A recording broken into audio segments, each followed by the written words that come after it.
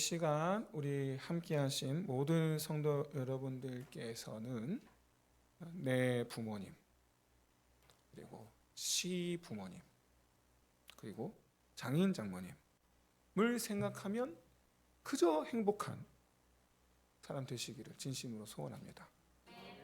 말하기는 오늘 부모님께 효도하는 것 자체가 행복한 사람 되시기를 주의 이름으로 축원드립니다. 먼저 영상 Every move I make, every single day, every time I pray, I'll be missing you. Thinking of the day when you went away. What a life to take, what a bond to break. I'll be missing you. Somebody tell me why.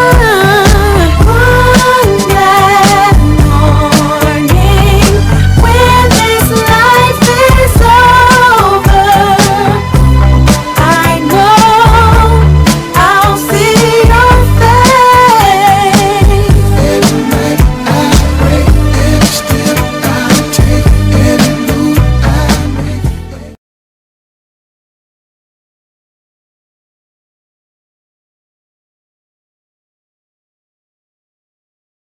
그건 줄 알았더니 그게 아니고 좀 작네. 아유, 우리 한두환 집사님.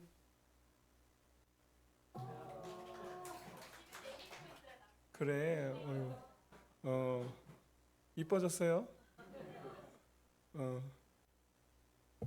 자, 여러분 영상 보셨을 때 아빠와 딸인데 누가 더 행복해 보이세요?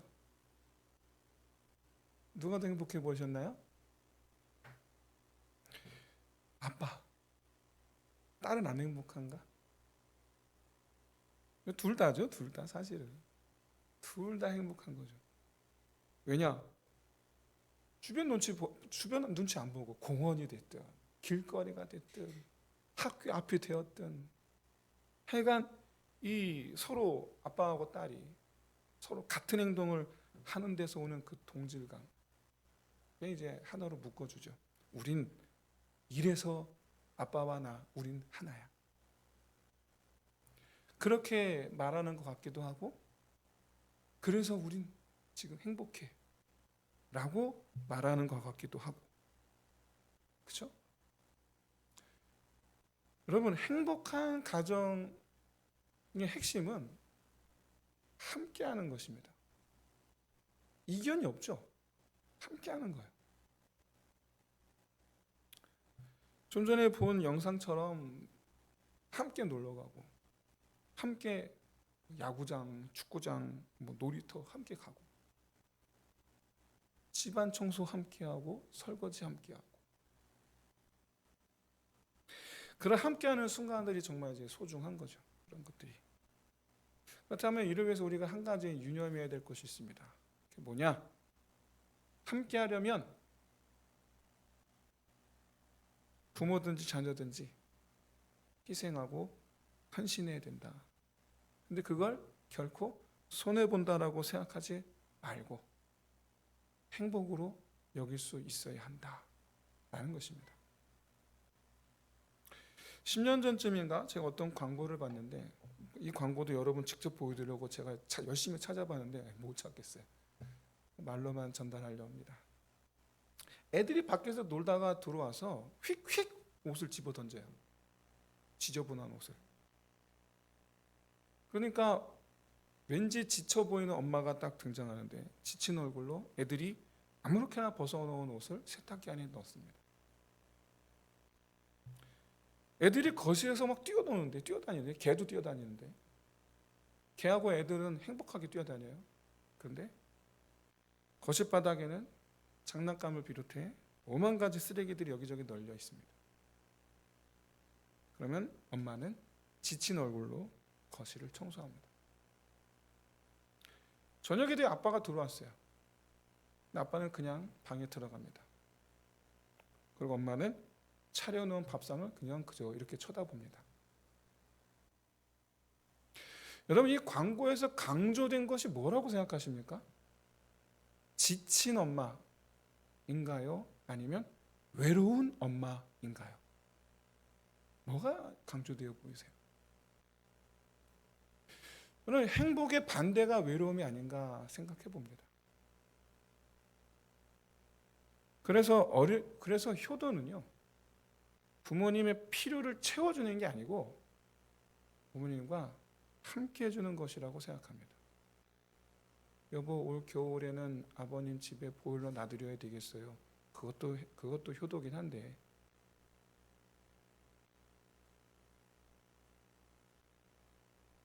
여보, 올 겨울에는 우리 아버지 아버님에게 우리 체온을 나눠드려요. 그게 더 낫지 않을까? 여러분, 옛날에 우리 부모님이 젊으셨을 때, 난 어리고 우리 부모님 젊으셨을 때, 그때 우리 부모님 피곤함을 뒤로 하고 우리와 함께 해주셨던 것처럼 우리도 시간과 피곤함을 뒤로 하고 부모님과 함께하는 것이 필요합니다. 어린 자녀들이 집안 청소 같은 거를 이렇게 함께 해준다면 내 일을 도와줘서 기쁜가요? 아니면 내 삶의 영역에 들어와 나와 함께 해주기 때문에 기쁜가요? 그러면 엄마를 이해하고 아빠를 이해하는 자녀들이 되어가는, 그걸 보면서 부모는 행복해합니다. 그걸 보면서 내 일을 도와줘서 행복한 게 아니라. 저희 어머니는 입버릇처럼 전화나 자주에 이러시거든요. 저는 토요일이고 주일이고 저는 저희 어머니를 뵈러 가지를 못해요. 아시겠지만. 근데 저만 그런 게 아니라 대부분 목사님들이 그렇게 부모님 잘 못 챙겨요. 직업상 그래요. 전화나 자주에 그러세요. 제 목소리를 듣고 싶으신 건 아니죠. 제 생각이지만 자식들에게서 잊혀지고 싶지 않으셔서가 아닐까. 몸은 떨어졌어도 전화를 통해서 마음만이라도 생각만이라도 함께 있다라는 것을 느끼고 싶으셔서가 아닐까. 이건 제 생각입니다. 지금 여기 계신 분들은 점점 엄마의 외로움을 알아가고 있고 점점 아빠의 외로움을 알아가고 있는 줄로 압니다. 그렇다면 여러분의 부모님의 외로움을 알아주는 아들, 딸들 되시기를 진심으로 소원합니다. 행복하다라는 것은 함께하는 것, 그러니까 부모님과 함께 해드리는 것이 행복의 출발입니다. 부모님 행복이 아니에요. 우리의 행복이에요. 우리의 행복. 오늘 본문에서 자녀나 손자들이 부모에게 보답하기를 배우라 라고 말씀한 것이 바로 이 점을 의미해요. 바로 디모데전서는 사도 바울이 에베소에서 목회하고 있는 디모데에게 쓴 편지인데, 에베소 교회 과부가 많았어요. 그런데 여러분, 이 시대에는 과부가 원래 많아요. 어느 교회든 다 과부가 있어요. 어느 교회든. 그런데 이 시대의, 성경 시대의 과부들은 정말 다 하나같이 비참한 상태에 있었습니다. 그나마 좀 챙겨놓은 재물이 있으면 뭐 상관없는데, 아시다시피 과부들이 경제활동을 못하거든요. 이 시대는. 오늘날에야 뭐 혼자 됐어도 뭐 내가 일하면 되지만 이 시대는 아니거든요. 그래서 이 시대 사람들 가운데 과부라 하였을 때 부유한 사람은 극히 소수고, 대부분이 이제 과부라 하면 어려운 사람을 뜻합니다. 교회는 어려운 형제를 도와주는 것이 하나님 뜻이라고 믿고 있죠. 우리도 그렇게 믿어야 될 줄로 믿습니다. 그러니까 교회 안에 이런 어려운 과부들을 교회가 돕고 있는 거죠. 하지만 당시 교회도, 오늘날 교회 안은 너무나 동떨어진 상태에 놓여 있습니다. 바로 핍박을 받고 있었죠. 그러니 여러분, 교회가 이 과부들을 전적으로 책임지기에는 너무나 부족한 상태였습니다. 그래서 사도 바울이 오늘 본문을 통해서 이런 과부들을 돌보는 1차적인 책임은 자녀들이 있다 라는 것을 말씀하는 거예요. 1차적인 책임은 자녀들에게 있다. 경제적인 측면을 비롯해 부모님의 필요를 책임져야 한다 라는 것에만 머무는 말씀이 아니에요. 이는 돌봄의 영역이에요. 돌봄의 영역. 저희 교회에 아들 하나, 딸 하나 이렇게 일남일녀를 두고 있는 목사님이 계신데, 근데 안타깝게도 두 아들, 딸들이 모두 지체장애예요. 그래서 목사님 항상 고민이 있으세요. 우리가 하나님의 부르심을 받고 나면 과연 누가 우리 아들, 딸들을 돌볼 것인가? 돌볼 것인가? 두 아들, 딸들의 문제는 돈이 아니에요. 돌봄의 문제예요. 누가 돌볼 것인가? 지금 저와 여러분의 우리 부모님은 누가 돌보고 계십니까?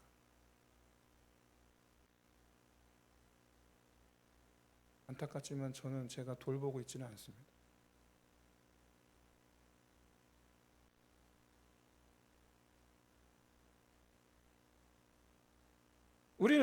우리가 어릴 때 부모님이 우리를 위해 돈을 쓰셨기 때문에 우리를 사랑하시는 거야 라고 생각하지 않아요. 우리는 그렇게 생각하지 않아요. 우리 부모님 우리를 위해 지불한 것은 돈, 시간, 노동력 모든 것을 다 아낌없이 부어 우리를 돌보아 주셨기 때문에 우리를 사랑하신다고, 우리를 사랑하셨다고 우리는 그렇게 생각해요.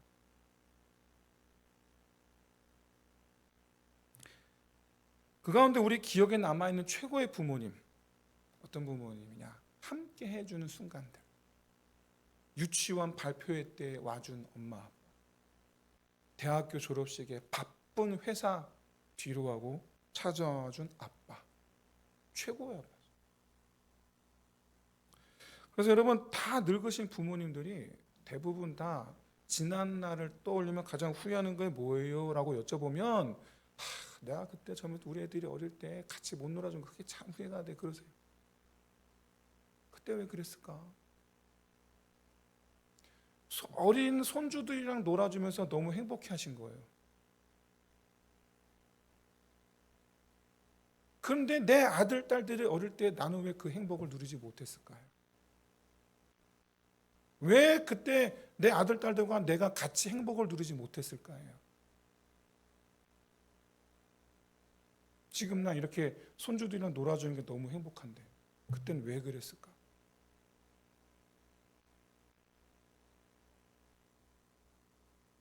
여러분, 마찬가지로 여러분 부모님에게 있어서 최고의 자녀는 부모님을 위해 돈을 많이 쓰는 자녀가 아닙니다. 간혹가다 부모님들이 야, 용돈이만 주면 돼. 아니요, 여러분 속지 마세요.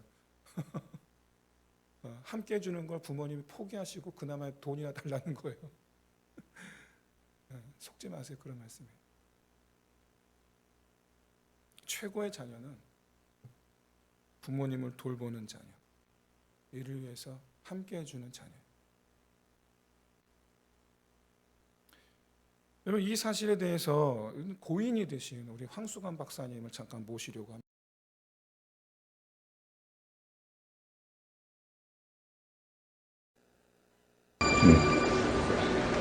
53세 된 아들하고 마주 앉아 있었습니다.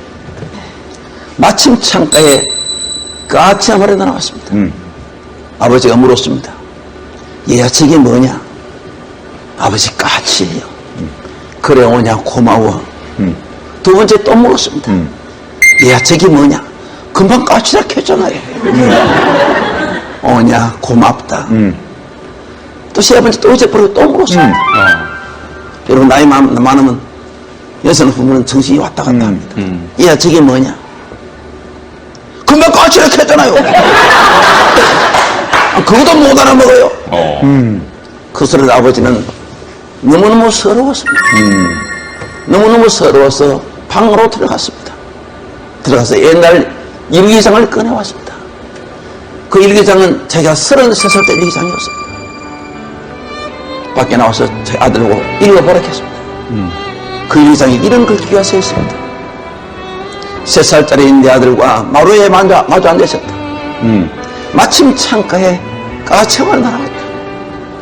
3살 먹은 내 아들이 나에게 물었다. 얘야 저게 뭐냐? 얘야 까치란다. 내 아들은 연거푸 23개를 물었다. 오빠는 뭐야? 과자가 뭐야? 나는 23번을 까치라고 답을 하면서 내 마음이 왜 이렇게 즐거운지 몰랐다. 그래서 사랑하는 내 아들을 너무 귀여워서 품에 안아 주었다. 여러분요, 아버지는 자식에게 3번 물었는데 자식은 화를 냈는데, 자식은 부모에게 23번 물었는데 그 자식이 사랑스러운 거예요. 여러분, 그것이 부모님입니다. 그 부모님이 오래오래 살아계세요. 여러분, 부모님을 살아계실 때 고맙게 잘하십시오. 한 번 가면 다시 못 만난 것이 부모님입니다. 부모님 살아계실 때 고맙게 잘하십시오. 제가 인터넷에 글이 하나 올라오는 것을 여러분들 한번 읽어드리겠습니다. 제목이 시아버지의 문자 메시지. 내게는 특별한 2개의 핸드폰이 있습니다.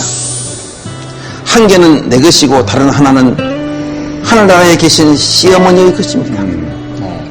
제가 시부모님께 핸드폰을 사드린 건 2년 전 2분의 결혼 기념일에 커플폰을 사드린 것입니다. 문자 기능을 알려드리자 2분은 며칠 동안 끙끙대시더니 서로 간에 문자도 나누게 되었습니다. 그러던 시어머니께서 갑자기 암으로 돌아가서 유품 가운데 핸드폰을 며느리인 제가 보관하게 되었습니다.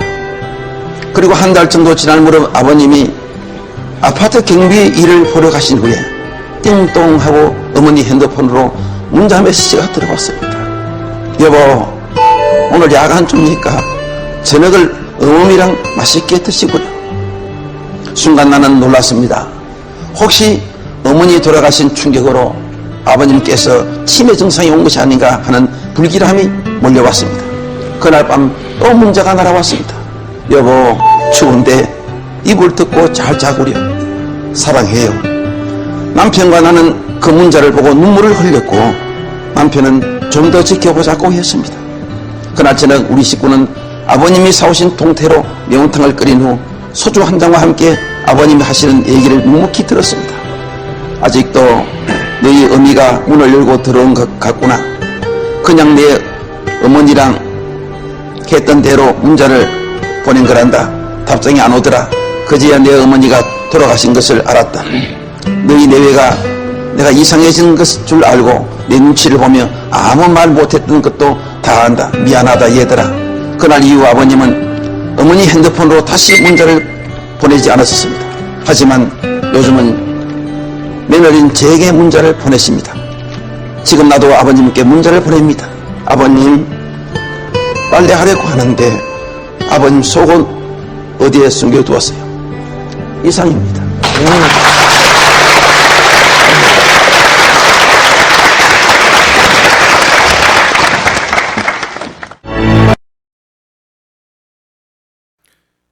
여러분, 우리 신앙의 핵심이 뭡니까?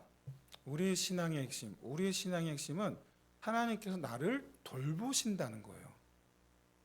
하나님 나를 돌보신다. 이게 신앙의 핵심이에요. 이게 나의 모든 것을 하나님 도와주신다. 그렇다면 내가 우리 부모님을 돌보는 것을 하나님께서 도와주실 줄로 믿습니다. 그런데 적지 않은 그 젊은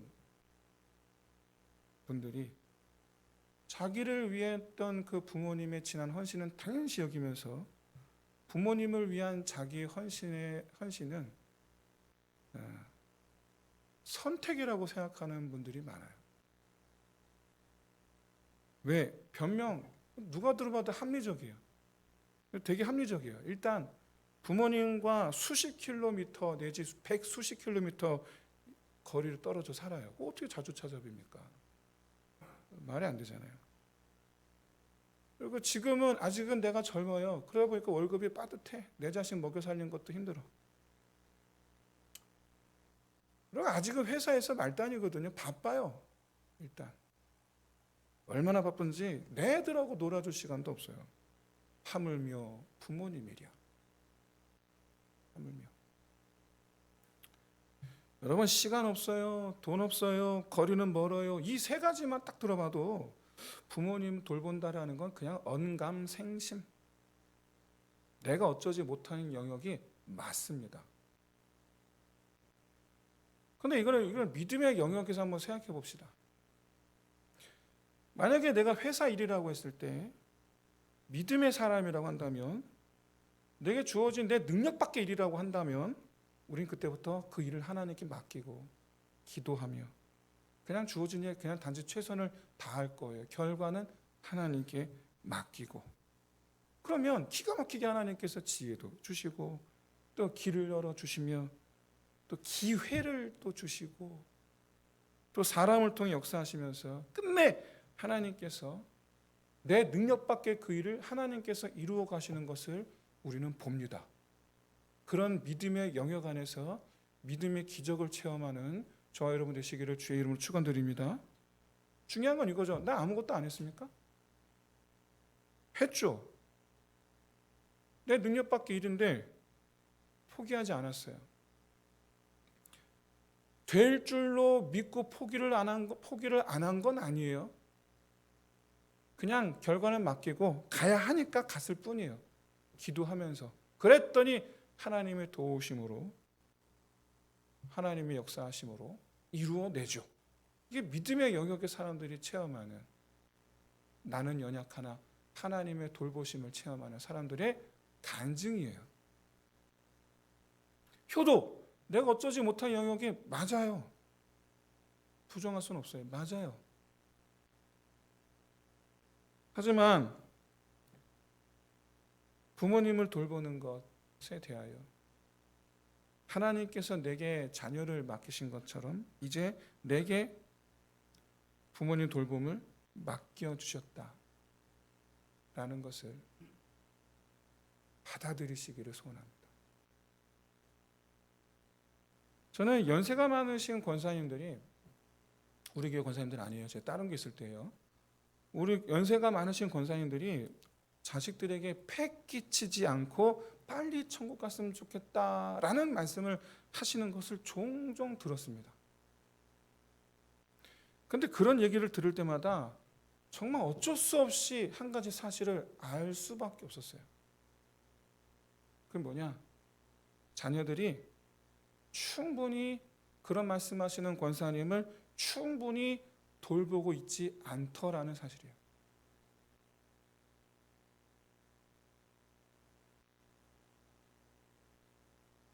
늙었는데 자녀들 사이에 둘러싸여 계신 분들은요, 천국에 빨리 가고 싶다는 말씀 안 하십니다. 안 하세요, 그런 얘기. 왜요? 지금 재밌으니까. 근데 이제 갓 70 넘으신 분들이 그런 말씀을 하시면 저는 겉으로는 내색을 안 하지만 속으로는 한숨 쉽니다. 목사로서도 아무것도 할 수 없으며 더 한숨이 나옵니다. 다시 말씀드리지만 부모님이 지금 재밌게 살고 계시면 천국 빨리 가고 싶다는 말씀을 안 하세요.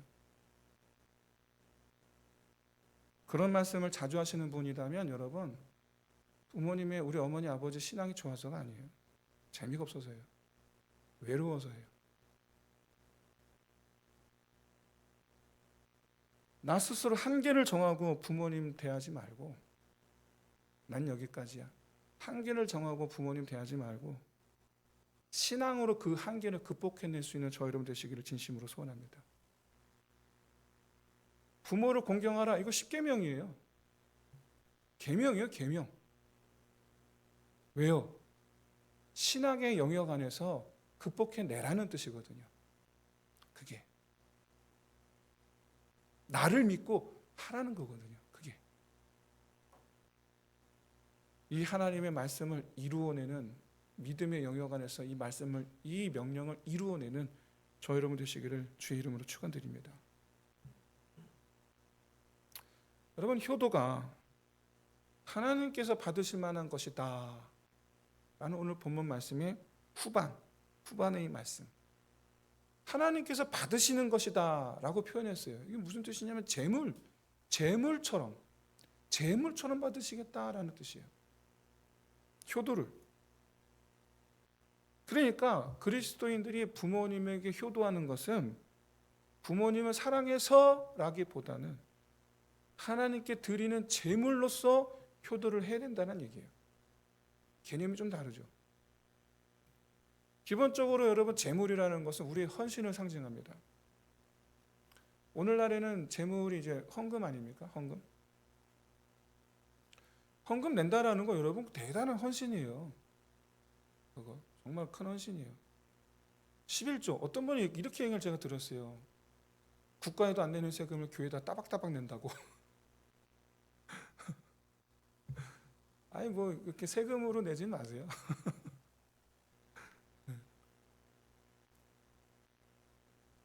여러분, 2렙돈 헌금을 낸 과부의 헌금을 하나님 기뻐하셨거든요. 2렙돈, 오늘날 따지면 1,000원, 2,000원입니다. 왜 하나님 기뻐하셨느냐? 그 과부가 그날 하루 먹고 살 양식에 해당하는 돈이었어요.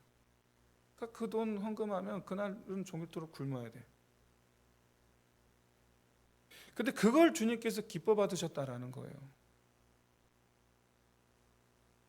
어느 정도냐? 주변에 있는 사람들을 보고 들으라고 자랑하셨어요. 이 여인은 자랑하셨어요. 봐라! 너희들보다 이 여인이 제일 많이 넣었다.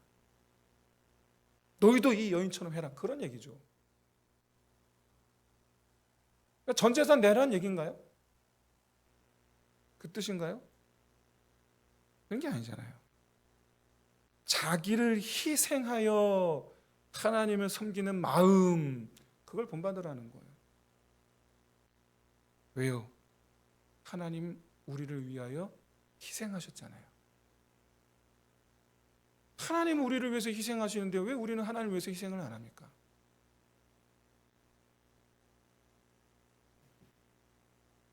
우리도 하나님을 위해 희생하고 헌신함이 마땅한 줄로 믿습니다. 왜? 그게 바로 함께하는 모습이에요. 그게 함께하는 모습이에요. 우리를 향하신 하나님의 마음과 같은 마음으로 하나님을 대하는 것, 그게 신앙인 줄로 믿습니다. 그게 2렙돈 헌금한 과부에게서 그걸 배우라는 거예요. 그걸. 이런 하나님과 우리의 관계를 이해하기 위해서 가장 하나님께서 예시로 깨달으라고, 예로서 아 그렇구나 알라고 정하신 관계가 부모와 자녀의 관계예요. 우리도 부모가 됐지 않습니까? 그럼 여러분, 자녀를 향한 부모님의 마음 어떻게 좀 이해가 되십니까? 그게 이제 나를 향한 우리 엄마 아빠, 우리 어머니 아버지 마음이었잖아요. 이제 그렇게 해서 이제 우리 어머니 아버지의 마음을 이제 우리가 이해하기 시작하죠. 그러므로 말하면 아 이것이 우리 하나님 아버지의 마음이었구나를 깨닫는 거죠. 그렇다면 한 가지 더 깨달으셔야 될 것이 있어요. 그건 바로 어릴 적 나를 향한 어머니 아버지의 그 마음과 지금 어머니 아버지를 향한 나의 마음이 같은 마음이 된다라는 거예요. 나를 향한 하나님의 마음과 하나님을 향한 나의 마음이 같아야 된다라는 거예요. 그게 2렙돈 과부 헌금 속에 담긴 메시지예요. 내가 너희를 위해 희생한 것 같이 너희도 나를 위하여 희생하라. 여러분 잊지 마세요. 주님 이렇게 말씀하셨어요. 내 목숨같이 하나님을 사랑하라고. 목숨을 다하여 하나님을 경외하라고. 왜냐하면 우리 하나님은 자기 목숨을 주셨잖아요. 여러분 하나님께 목숨을 아끼는 사람이 되지 마시길 바랍니다.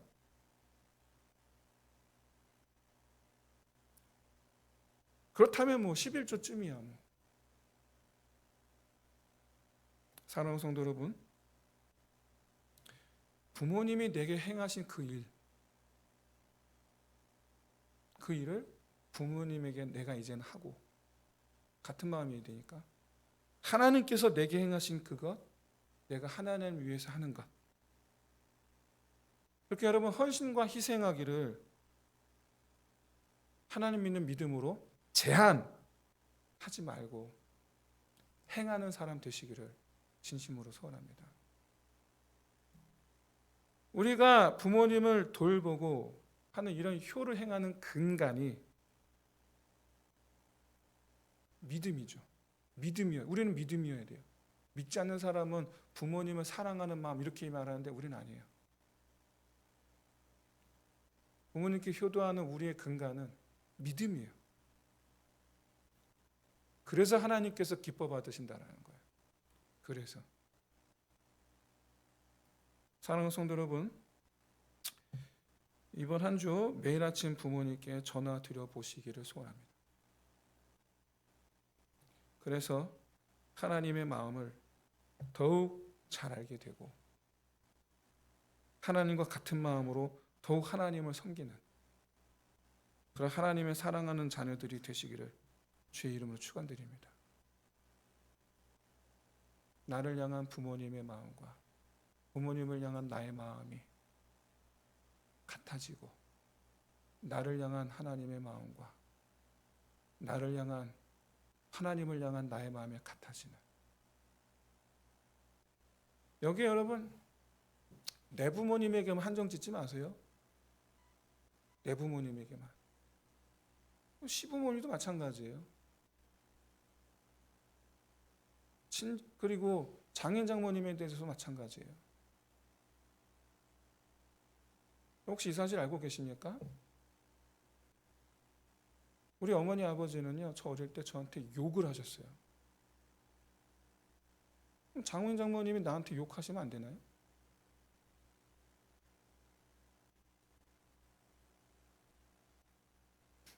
사랑하는 성도 여러분, 잊지 마십시오. 우리가